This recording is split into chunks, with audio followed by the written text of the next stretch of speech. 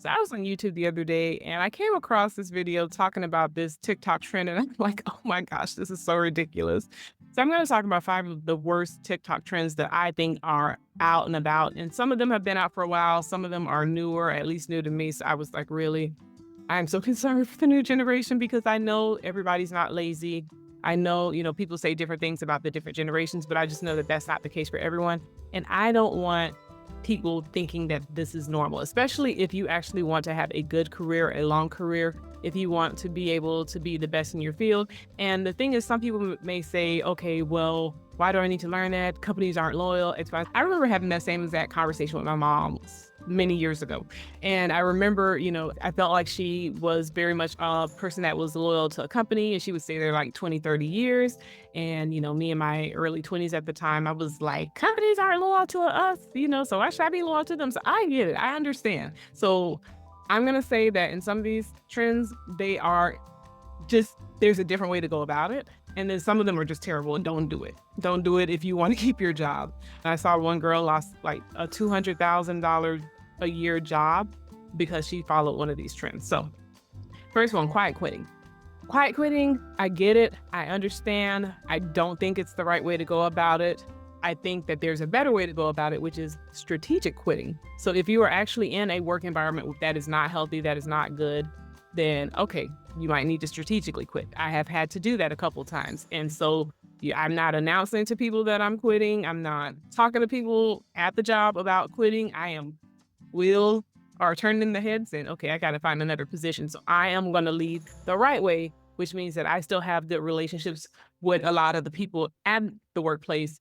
And just those toxic people that I encountered, I just kind of keep them definitely out of my business. And when they find out, they find out.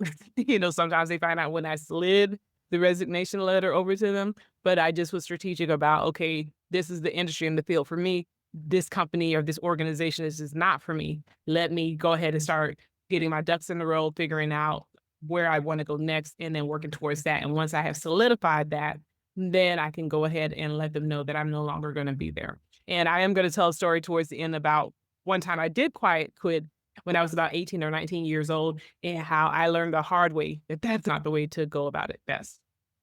The next one is acting your wage. And listen, I get it to an extent, but I still think it's the wrong way to do it. I feel like if a workplace is just not good for you, find another workplace. And I know now the economy is very different, so you gotta, work with what you got. But acting your wage, I get it to an extent, but I will tell you, I am a person who is a person of excellence. I've always been a hard worker. I started my first business when I was 8 years old. I started working when I was 14 years old.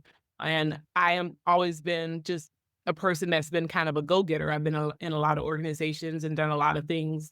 And I can tell you that more doors opened up to me just by me being who I am. So if you're not a lazy person, I would say the act your wage thing is just like the worst idea possible, because in being a person of excellence, I got pushed and promoted into areas and doors that would have not opened for me if I would have acted my wage. Okay. So if you want to just do the bare minimum to get by and you're okay with the wage that you're making, you're okay that if they decide to do layoffs, that you might be one of the first people on the list, especially if you're just doing the bare minimum and they know you're doing the bare minimum, you can totally do what you want to do. Hell, and like I used to tell my students when I was, working in the schools, you can choose the choice that you want to make. However, you do not get to choose the consequences. And that's the thing about it, is like a lot of people are thinking from where they are right now, but they're not thinking about long-term consequences. Like I have no problem going back to any of the companies that I work with and finding somebody who would recommend me to work somewhere else, that I didn't burn all the bridges when I was there. Sometimes if I had to turn in a letter of resignation, I still had a good relationship with those individuals. And with the exception of the two where it was toxic work environments, and both of those leaders got moved out anyway after I left. So that says a lot, right? But acting your wage, just you get to choose the action. You just don't get to choose the consequences. So be careful. Bare minimum Monday. This is a new one for me. Just again, it goes with the acting your wage. Think about it from the perspective of if you had a company. What would you do with an employee? You've saved up money, you've had a dream, you've had to go to banks, or you've had to save up money for a long period of time, come up with a business plan, and you're like, okay, finally I have this business. I'm either making money or I'm working towards making money. And you have employees and they're going to do the bare minimum on a Monday. And I'm talking about good companies. I'm not talking about toxic companies. I'm not talking about bad companies. If it's a bad company, find another company. That's the better thing to do. You don't need to act your ways. You don't need to quiet quit. You don't need to do bare minimum Mondays. Find another company that inspires you. Okay, that's better. Bare minimum Mondays, I'm just going to put it up there. I wouldn't do it again, because when it comes down to when leadership has to make decisions, they know who the bare minimum Mondays are. They know who the quiet quitters are, and they know who the acting your wage people are. And you don't want to be on that list, because when it's time for layoffs, when it's time for promotions, those people are not going to be on the list unless there's some nepotism in place. And even in that case, people won't necessarily respect you because they know you didn't get there because you deserve to be there. Also, this one you have to be really careful about. I kind of get where the people are coming from, but like unauthorized recordings of situations at work, you could be violating, because there's sometimes laws where you can't record phone conversations without people's permission. Also, there can be laws about not being able to record people on video without permission. One of the beautiful things when I was living overseas was that country has some really serious laws about, people's privacy and not being able to record certain things or take pictures of certain things.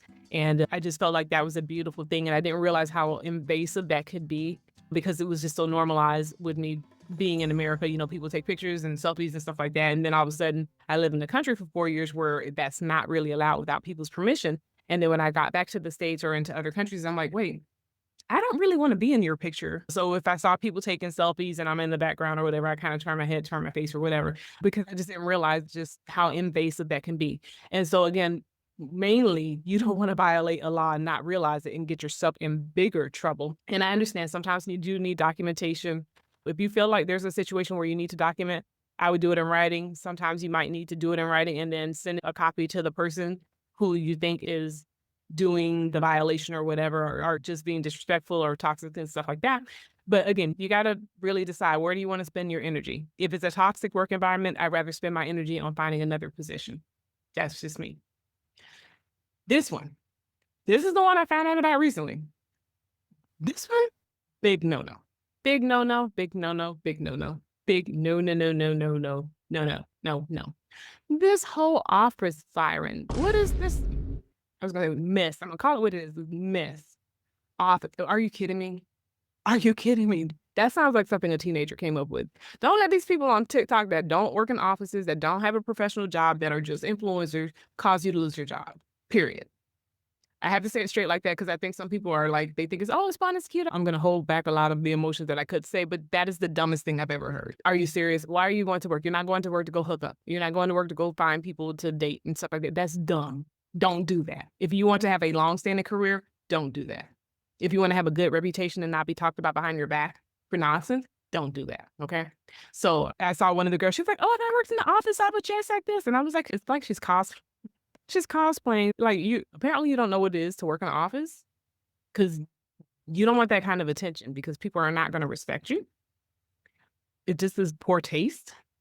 And if you do get promotions, people are always going to think it's about other things than maybe it is. It just is not something you want to have follow you. So if you are really serious about having a professional career, a long-term career, don't do that. If you think, okay, for a Halloween costume that is not on work time, that is not on the work premise, you decide you want to do that, okay, fine. And I can tell you, most of the girls that I saw posting some of that stuff, I'm like, they don't work in the office for real. And then one of them, I think she was posting, she was like, she got upset because she got fired. And it's like, ma'am, absolutely. You're a distraction in the workplace and you're not there to work. You're there for some other reason. Actually, I'm going to be honest, it screams insecurity. It screams insecurity. Because if you're professional and you know what you're bringing to the table, you don't need that kind of attention, because your work is going to get you the attention.